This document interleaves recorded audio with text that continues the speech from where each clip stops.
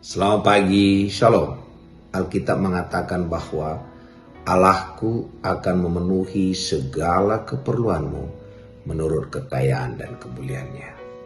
Sekarang bagaimana mengaplikasikan ayat ini? Di Perjanjian Lama, setiap kali ada masalah selalu dilambangkan dengan Yesus sebagai jawabannya. Contoh, waktu Adam jatuh ke dalam dosa, maka itu diambillah domba dan itu melambangkan Yesus. Dan tulah ke-10 pun, setiap anak sulung mati, setiap ada darah di depan pintu orang Israel, maka mereka tidak kena tulah itu juga melambangkan Yesus. Dan waktu orang Israel itu dipatok ular, maka Tuhan juga Musa menaikkan ular tembaga, itu juga melambangkan Yesus. Segala sesuatu di dalam Alkitab Perjanjian Lama, termasuk di buku Imamat, itu bicara semua tentang Yesus. Dan hari ini, Yesus itu adalah firman dan dia ada dalam diri kita dan dia ada di mulut kita. Cara menggunakan hari ini adalah tidak lagi dengan lambang atau simbol itu. Kita menggunakannya dengan memperkatakannya.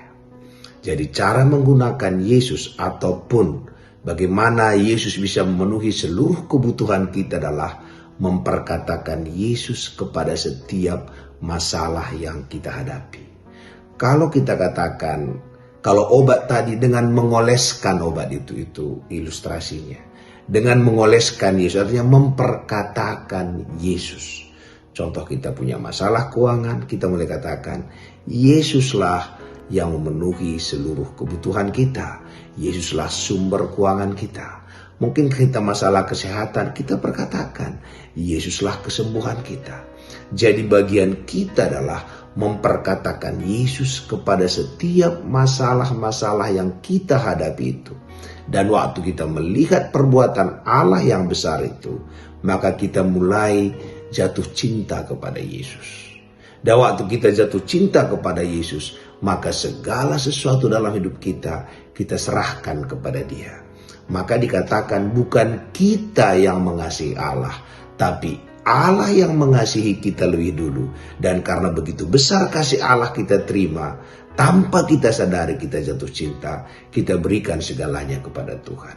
Jadi kalau kita ikutin lingkaran ini, maka kita bisa masuk ke dalam rencana Allah, masa depan kita penuh pengharapan.